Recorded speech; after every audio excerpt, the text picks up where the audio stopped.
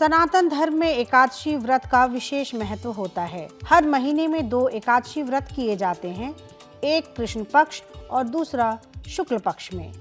हर एकादशी का नाम और व्रत कथाएं भी अलग अलग होती हैं। इसके साथ ही हर एकादशी व्रत से मिलने वाला फल भी अलग अलग होता है। मार्गशीर्ष मास के कृष्ण पक्ष की एकादशी सबसे बड़ी एकादशी मानी जाती है। शास्त्रों के मुताबिक इस दिन एकादशी देवी प्रकट हुई थी, इसलिए धर्माचार्यों के मुताबिक एकादशी व्रत की शुरुआत करने के लिए उत्पन्ना एकादशी सबसे उत्तम मानी जाती है। यानी एकादशी व्रत की शुरुआत आप करने जा रहे हो तो इस दिन से व्रत की शुरुआत कर सकते हैं। इस साल उत्पन्ना एकादशी का व्रत 26 नवंबर को रखा जा रहा है। कहते हैं कि उत्पन्ना एकादशी पर भगवान विष्णु की पूजा से बहुत लाभ होता है। खास तौर पर विष्णु चालीसा का पाठ इस दिन बहुत लाभदायी माना जाता है। कहते हैं इस दिन विष्णु चालीसा का पाठ करने से जीवन की सारी समस्याएं दूर हो सकती हैं। इसकी पौराणिक कथा भी इसे सही साबित करती है।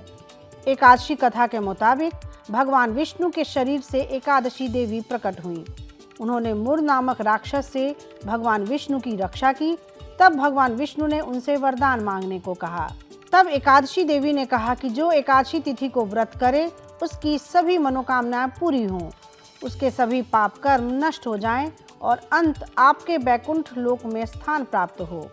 तब भगवान विष्णु ने उन्हें ये वरदान दिया। साथ ही कहा कि एकादशी का व्रत मुझे सबसे प्रिय होगा। जो लोग एकादशी व्रत करेंगे उनको सभी सुखों की प्राप्ति होगी, साथ ही मेरे वैकुंठ लोक में स्थान प्राप्त होगा। यही वजह है कि सनातन धर्म में एकादशी व्रत को सबसे बड़ा व्रत माना जाता है। उत्पन्ना एकादशी व्रत की महिमा का गुणगान भगवान कृष्ण ने सुदामा जी और युधिष्ठिर जी के सामने किया था। इस व्रत को करने से सुदामा जी के सारे पाप कर्म नष्ट हुए, उनको भव्य राज्य और पुत्र संतान की प्राप्ति हुई। इस एकादशी का व्रत करने से व्यक्ति के सभी पाप कर्म नष्ट हो जाते हैं, उन्हें सभी सुखों की प्राप्ति होती है, साथ ही व्यक्ति को मोक्ष प्राप्त होता है।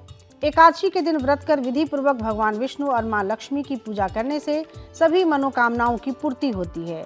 इसके साथ ही सुख, सौभाग्य और समृद्धि में भी बढ़ोतरी होती है।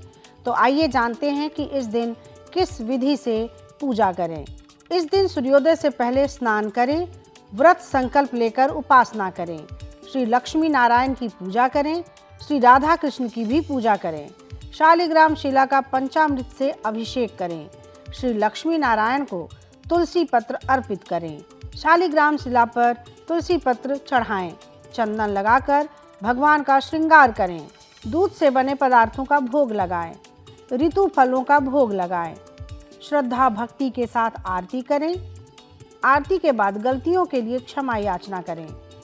ओम नमो भगवते वासुदेवाय मंत्र का जप करें। विष्णु सहस्त्रनाम और गोपाल सहस्त्रनाम का पाठ करें। उत्पन्ना एकादशी व्रत कथा सुने या पढ़ें। शाम के समय फिर से पूजा करें। शाम के समय तुलसी जी के पास घी का दीपक जलाएं। तुलसी जी के पास बैठकर मंत्र जप करें। संभव हो तो रात्रि जागरण करें। सामर्थ्य के अनुसार जरूरतमंदों को दान दें। गौशाला में हरा चारा दान दें।